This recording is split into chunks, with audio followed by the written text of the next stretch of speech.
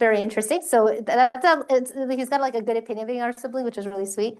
My oldest sister always like boshes me down for being our younger sibling. So I would do this exercise. Just sit down and ask, where is my personality trait? What are things that are informed by the sibling chain that I had? If you're an only child, obviously that informed a lot of your perception, your personality. So write these down, right? The more knowledge, alhamdulillah, you have of yourself, you bring that to the table, and you're going to know what I need and what I don't need, and what is going to complement me and what could be harmful for me. And inshallah, it helps your rational mind stay in the game versus infatuation, versus throwing everything that I do know out the window and starting to only think with my emotions, which is obviously very destructive. Yes?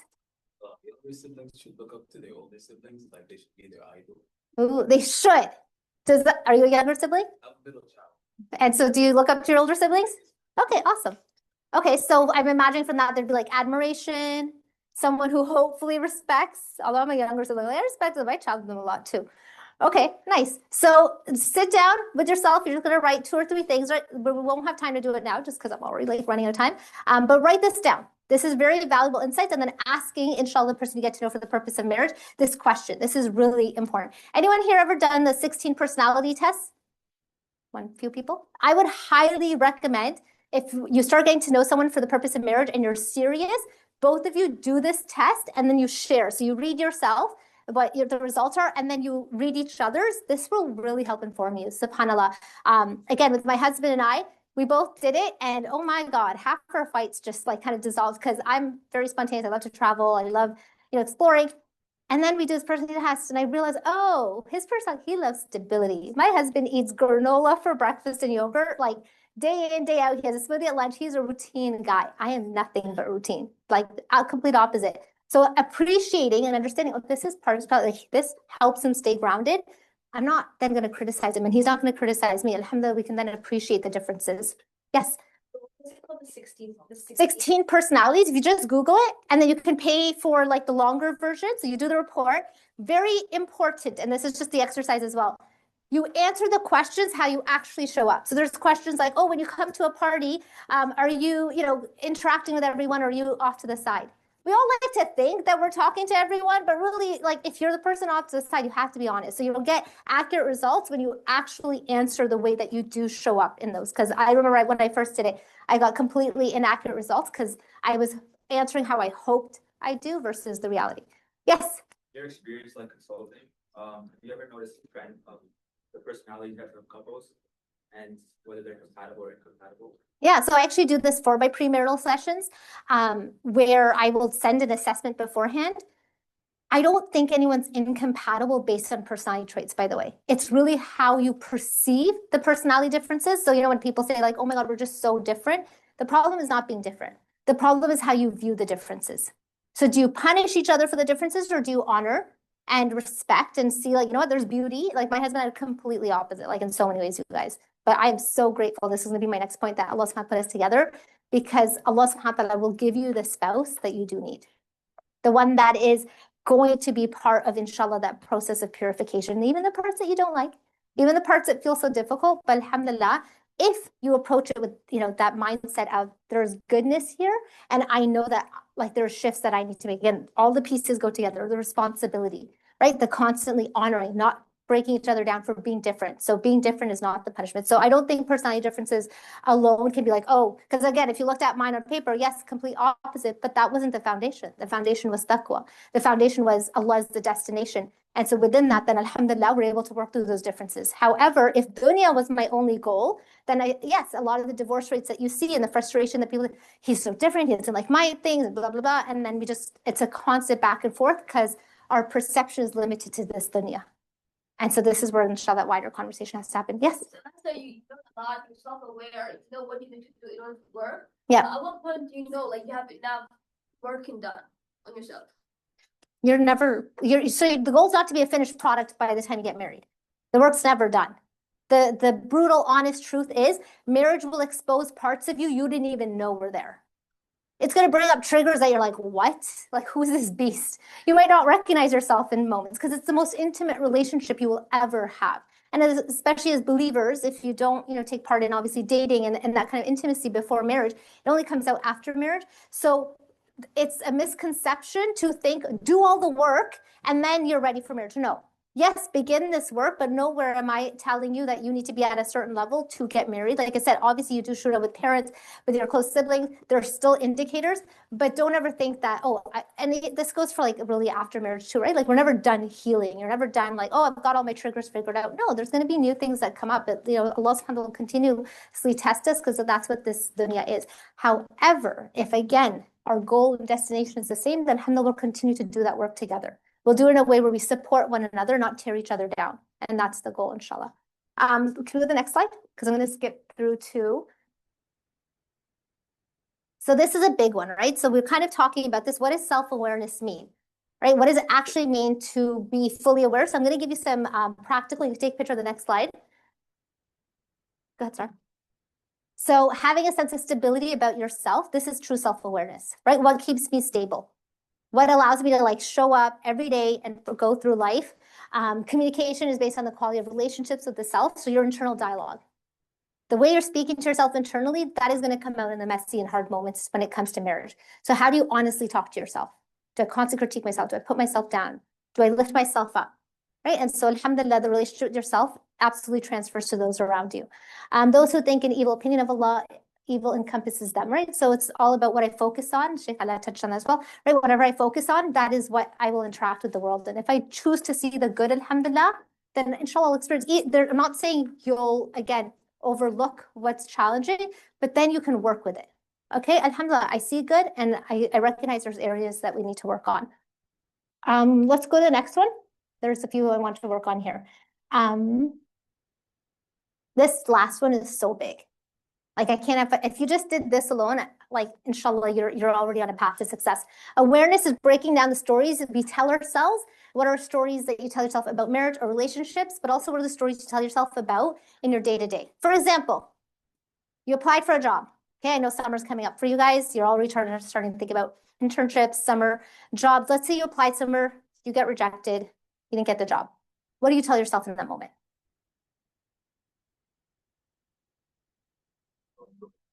Beautiful. So he's done some self-work. So he's like, it's not for me, qadar Allah. Okay. Imagine that you're going through something and you call a friend. And that friend doesn't answer. They haven't checked up on you in a couple of weeks. And then you see a post and they're all hanging out together, your other group of friends. What crosses your mind?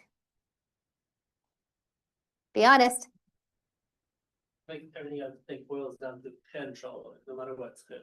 Okay, so your friends, like you're not feeling FOMO. You're not, no? Okay, good. Yeah. Thank you. Yeah, betrayal, right? So if you haven't done the self-work, then you're going to feel betrayed. No one cares about me. Nothing works out for me.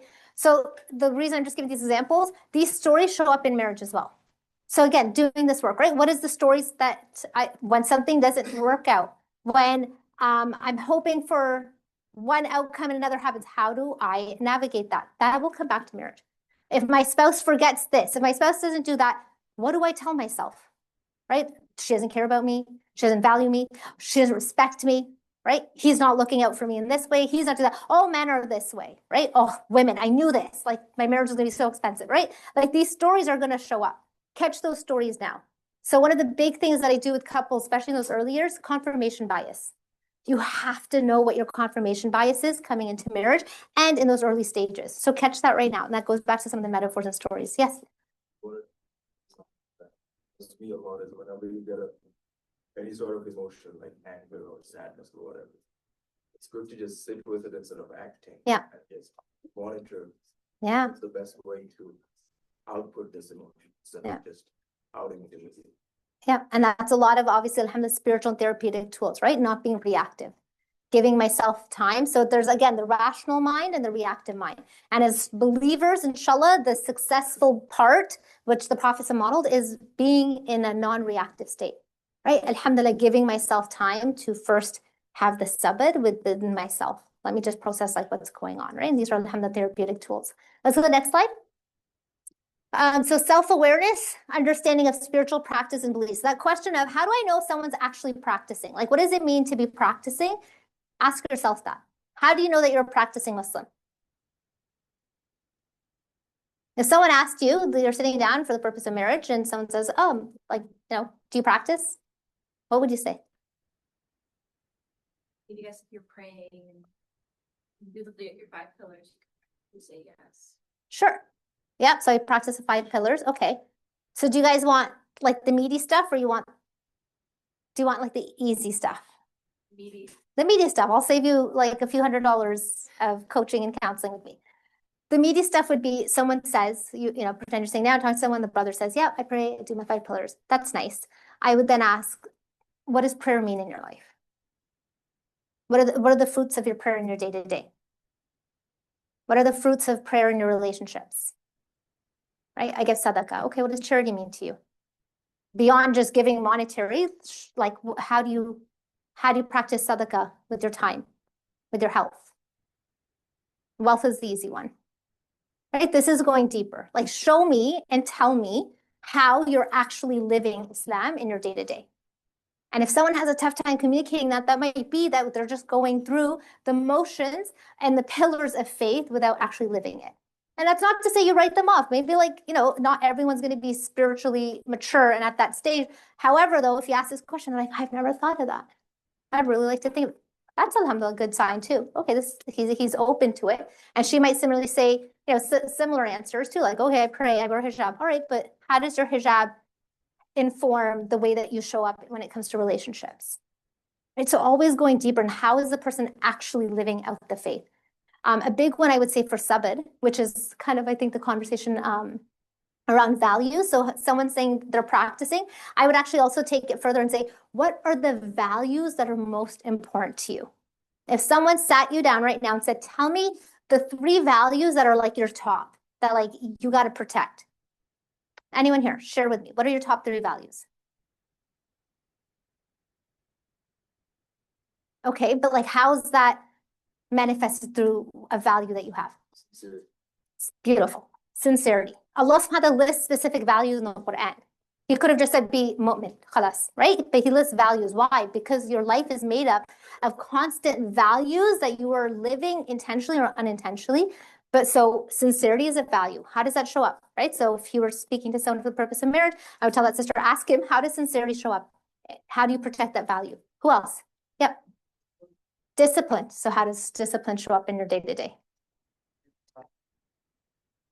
Beautiful, right? So when you say that clarity, sisters take note, right? Brother in the green hat.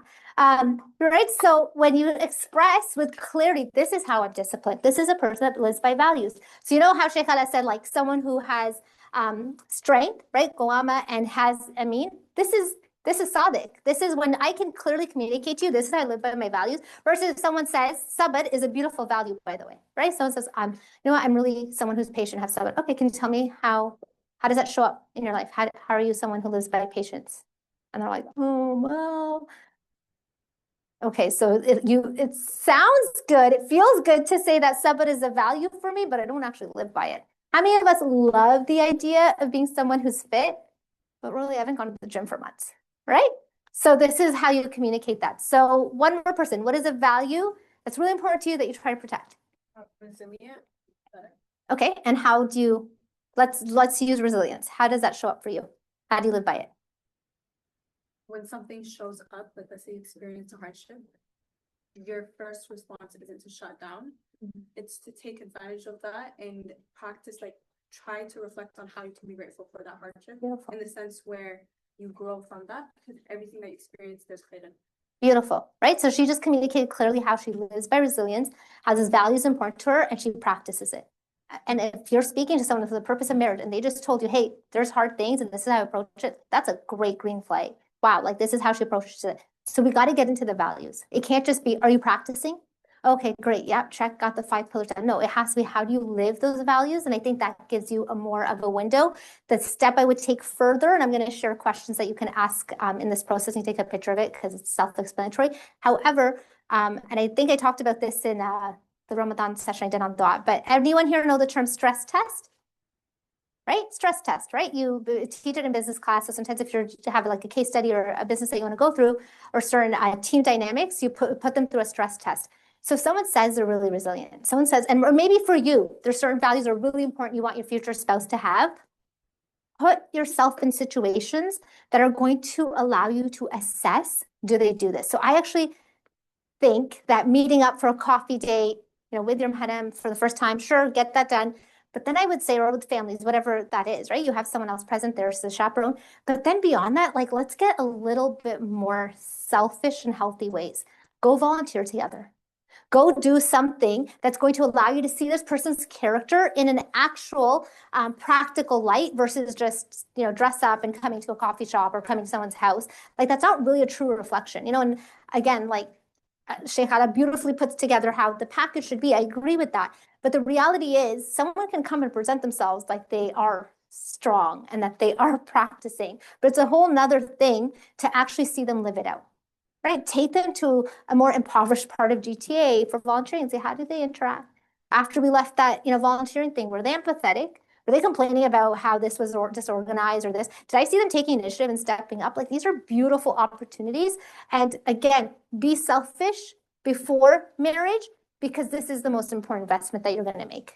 This will absolutely determine the peace that Allah says that you want to experience in marriage. This will determine it. So be a little creative. And I think we need to start thinking a little bit more outside the box instead of just a very traditional, and I would say very bland and uncomprehensive way of approaching marriage. Sorry, yeah, your hand up. Third person with you for the while volunteering, or is it just?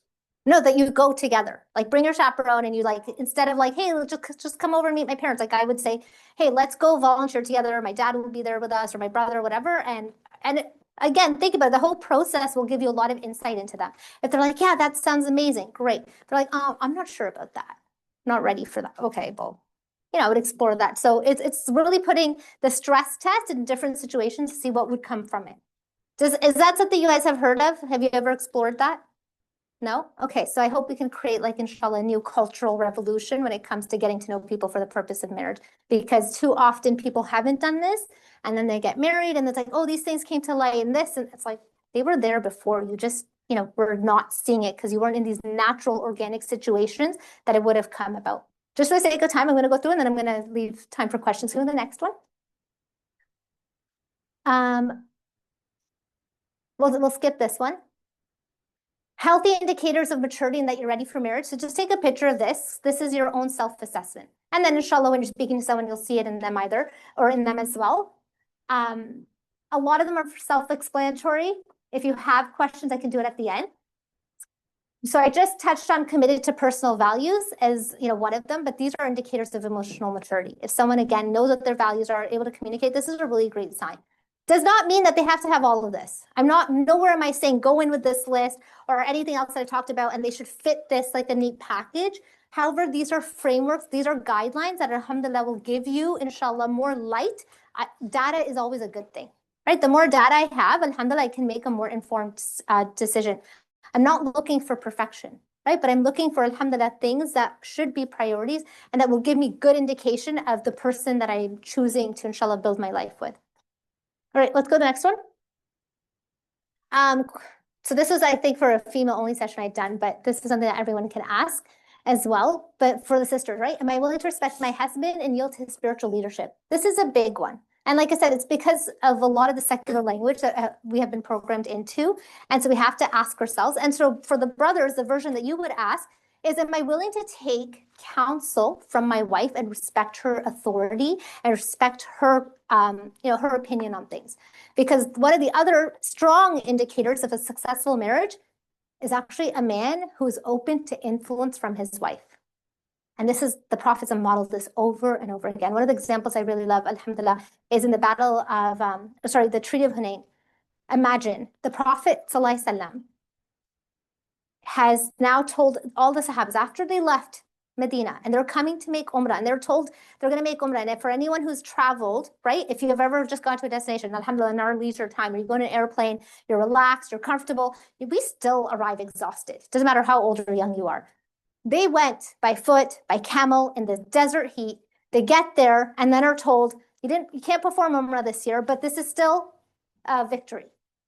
And we know that a lot of the Sahaba were not happy. And the air was very tense. And the Prophet was telling them, take off your ihram, we're done. And they're not following. And he comes into his tent. And what happens next? Who knows the story?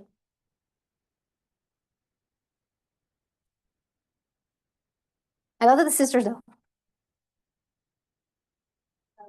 His wife essentially told him, like, you should do that yourself, like shave your head, and then everyone else will follow, and then he did it. And then Yeah. everyone else. So the key part though you missed. So she said his wife told him, you should, first shave your head and inshallah they will follow. But before she did that, and this is for both husband and wives tune into, she says, Ya Rasulullah, do you want them to get out of ihram and shave their heads? Because she wasn't fully outside. So she first confirmed what he wanted. He's like, yes. She's like, may I make a suggestion? Of course. And she says, you go shave and inshallah they will follow. Such a tense situation. And you think, he'd go to Abu Bakr for counsel. No, his wife felt safe enough and felt valued enough that I can make a recommendation, and my husband, the Prophet of Allah Sallallahu Alaihi Wasallam, will be open to it. He'll be receptive. So for the brothers, the question has to be, am I someone who values and makes people feel valued and heard around me? And if I'm doing that, trust me, your wife will respect and follow your authority. But the question never is like when I get couples coming like, oh, she's not listening to me. And that's not the problem. There's obviously deeper broken parts in the relationship. So again, to emphasize, marriages don't fall apart because we don't know the fiqh. Marriages are not falling apart because she didn't know her rights and you didn't know your rights and she didn't fulfill them. It's deeper than that. And when we don't get the parts right of where we're accountable, everything else starts to fall apart. So these are some of the questions that I would, inshallah, encourage you to practice and reflect on. And then I think this last one is one of the biggest ones. Allah subhanahu wa ta'ala in the Quran could have introduced and focused on so many of his beautiful attributes. But we know that Ar-Rahman Ar-Rahim are so often emphasized, and that the verses begin, the basmalah begins with establishing Allah subhanahu wa ta'ala's rahmah and mercy. The key indicator for a successful marriage is not if you will have conflict. My husband and I fight all the time. Okay, the problem isn't do you fight, and we got to eliminate fights. And the research actually shows if you only focus on reducing conflict in marriage, it doesn't help build a successful marriage. What is actually a stronger indicator of if a marriage is strong and will be fruitful and will bring harmony and peace is how good the couples are on coming back and repairing, how good they are at forgiving one another. Do I feel safe to come to my spouse and apologize? Does my spouse come to me and ask for forgiveness? Or do I shut them out? Or I say, you did this and this, and like they just don't feel like their apology is even worth anything. And so one of the questions I ask in my premarital sessions often is, how did you see forgiveness modeled in your home? And it makes me really sad to say this, and trust me, like it doesn't bring me any joy. Out of the hundreds of couples I've worked with on premarital sessions, there's literally, I can say 2 that have said, oh yeah, like my mom would apologize, or, my dad would apologize and do this way. A lot of them are like, actually, I never saw them like practice forgiveness or say, sorry, or like show it in this way, right? And so we have to get really good at forgiving. And again, back to tawbah. Why do we have tawbah problems? Why do I coin that? Because if you do not believe that Allah subhanahu wa ta'ala will forgive you, if you believe that your tawbah will not be accepted, you're never going to forgive yourself. You will sit there and constantly punish yourself for things that Allah subhanahu wa ta'ala is not even punishing you for. And so when you start doing this, then you can extend forgiveness to those around you. And so one of the key indicators I would love for you to work on and be aware of as you enter this process, how good am I at forgiving the people who hurt me in my life? You get in a fight with your sibling, you get in a fight with a friend, you have a disagreement. How do I approach forgiveness? Do I even practice it? Am I someone who just like cuts people off? We all know that, right? Like older generations have gone through that trauma. It's, oh, that uncle said this, khalas, we don't talk for 20 years, right? And we know how toxic that is. And so practicing forgiveness and inshallah being someone who easily receives forgiveness and gives it, this is a beautiful quality and virtue and value that Allah subhanahu wa ta'ala gives us. Yeah, so I'm at time. So I'm just going to go to the next one. Expectations, quickly, yes, like huge, right? And I told the sisters in the sisters only session, you need to ask where your expectations of marriage come from. Are they informed by social media, by rom-coms, by Hollywood? The reality is they are. As much as you'd like to believe you're above all that, they're not.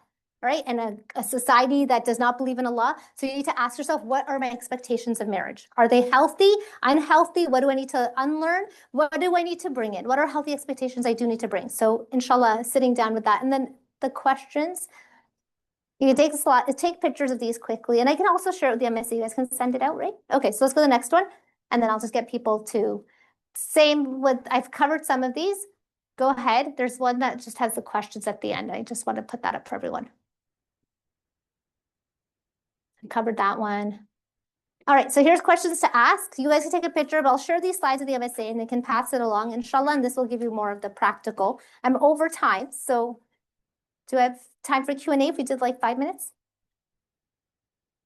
No, and I don't want to disrespect, obviously, the other speaker by taking over. That they're having a huddle. You can connect with me on social media. If you can go to the last slide, my socials are there. Feel free to message. I have an email, so I do have decreased my one-on-one sessions in premarital, but the research does show obviously a lot of the preventative work and premarital is highly effective. Malaysia, if actually, and I will see other country implemented premarital sessions as part of getting the marriage contract. The Catholic Church already does this. This is something that we should have. Meaning and there's so many avenues out there, but invest in a premarital. We drop $80 on centerpieces at a wedding, right? Like this should be a no-brainer. Go into marriage, inshallah, with a premarital session. It helps give you insight that you might be missing, gives you practical tools to your specific situation, and really sets you on the path to success. So may Allah subhanahu wa ta'ala bless this early stage for you and also bless you in your marriages and your spouses. Like I said, marriage is a beautiful thing. Alhamdulillah. It's a relationship that Allah has given us. And first and foremost, that work starts with us. So jazakallah khair. Subhanakallahumma bihamdik. Ashhadu la ilaha illa ant. Wastaghfiruka wa atubu ilayk.